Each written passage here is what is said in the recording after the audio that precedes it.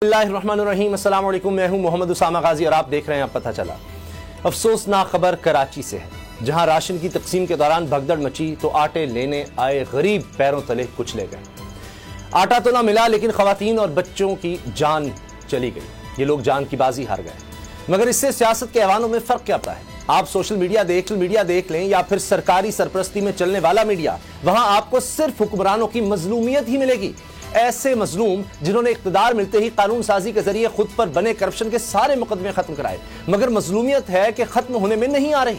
मुखालिफिन पर गोलियां चलाई, आंसू गैस बरसाई, चादर चार दीवारी का तकद्दुस पामाल किया, गिरफ्तारियां की, जिले शाह जैसों की जान चली गई, मगर मजलूम फिर भी हुक्मरान और हुकूमत है।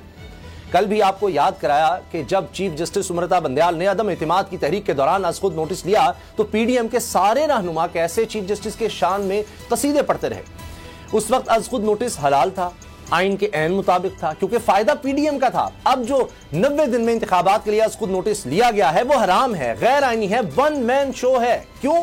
क्योंकि इससे अपना इक़्तिदार जाता जो दिखाई दे रहा है। नून लीग की तो अदलिया पर हमले की अपनी तारीख है। वाहिद यही जमात है जिसका दामन इस इल्जाम से दागदार है, लेकिन ये माजी से सबक सीखने को तैयार नहीं।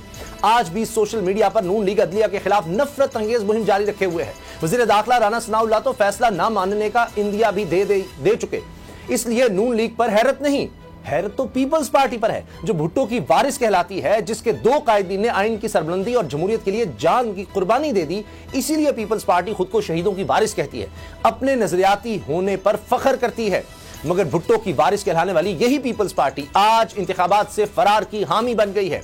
आइन शिकनी के धंधे में नून लीग के पीछे लगकर अदलिया पर हमले कर रही है। बिलावल भुट्टो शायद भूल गए हैं कि इनके नाना और वालिदा ने जान दे दी थी, मगर आइन शिकनी गवारा नहीं की।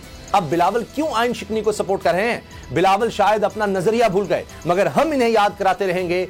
आगे बढ़ते हैं। प्रोग्राम का आगाज सुप्रीम कोर्ट में चलने वाले अहम मुकदमे से करते हैं, जहां आज एक और बेंच टूट गया और नया बेंच बन भी गया। चीफ जस्टिस ने कहा है कि पीर को अच्छी नवीद मिलेगी। यह खुशखबरी क्या हो सकती है, इसी से आगाज करें।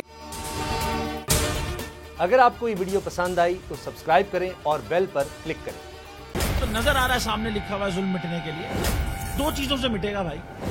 एक, अदल की कुर्सी पे जो लोग बैठते हैं ना, वो अदल के हिसाब से फैसले करने लगे।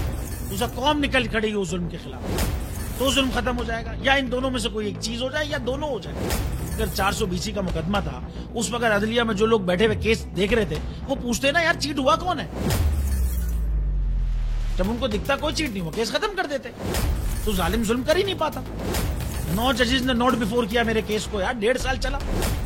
शख्सी जमानत का केस, सेम केस इस्लामाबाद में कर दिया। एक ही इल्जाम पे 2 केस हो नहीं सकते भाई। मतलब 60 दिन का वक्त होता है, 102 दिन के बाद मैं जीत गया, केस बरी हो गया, 102 दिन के बाद अपील फाइल की, एक्सेप्ट कर ली। नहीं करते ना एक्सेप्ट, खत्म हो जाता ना जुल्म यार।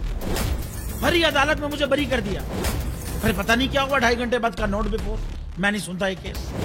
खड़े रहते अपने फैसले, मिट जाता जुल्म। अल्लाह ताला ने बिठाया इन कुर्सियों पे इनको, यार ये अल्लाह ताला की तरफ से फैसले करने हैं। तो या तो ये फैसले आएंगे, जुल्म मिट जाएगा, या कौम खड़ी हो जाएगी जुल्म के खिलाफ।